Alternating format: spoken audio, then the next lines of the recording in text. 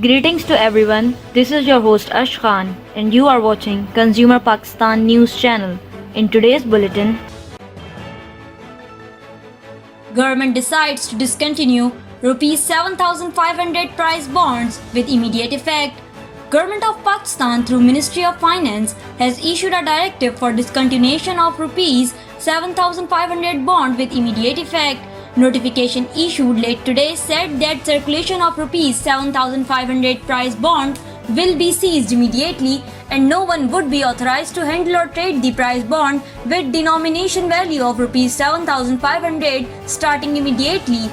Rs 7,500 bond holders are given following three options to convert their bonds: convert to higher denomination bonds of Rs 25,000 or Rs 40,000, replace with special saving certificates or encash the bonds.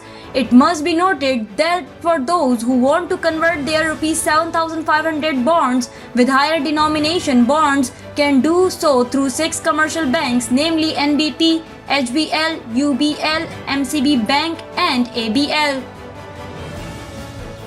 Government makes teaching Holy Quran compulsory in schools.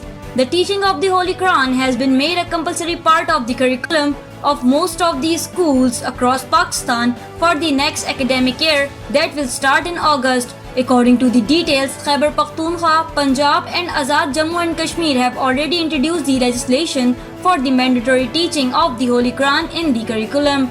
Meanwhile, Balochistan and Gilgit-Baltistan have issued notification for implementation of the single national curriculum, which includes the compulsory teaching of the Holy Quran in classes 1 through 5.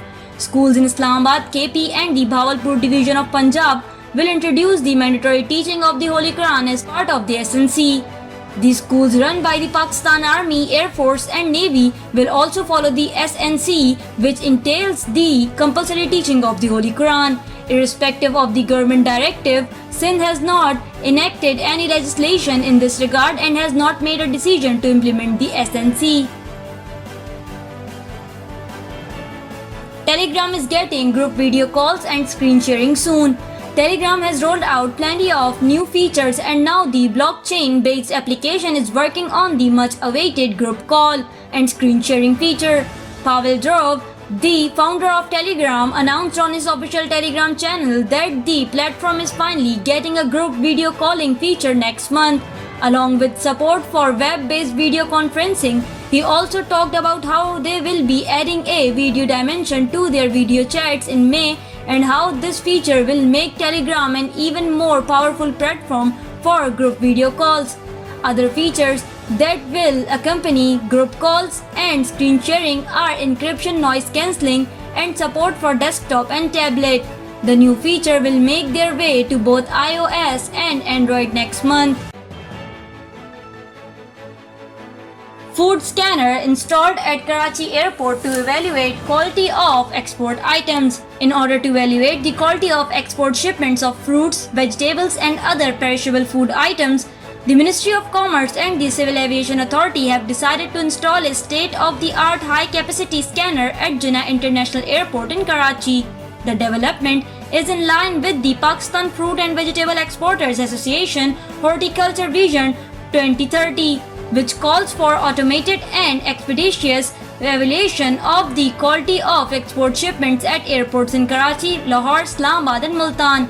A special shed to store and protect all export shipments from ill effects of the weather will also be constructed at Jinnah International Airport along with the installation of the scanner. Following the installation of the scanner, barriers in ensuring smooth export importation of perishable cargo will be removed, resulting in a significant increase in the export of fruits, vegetables and other perishable food products.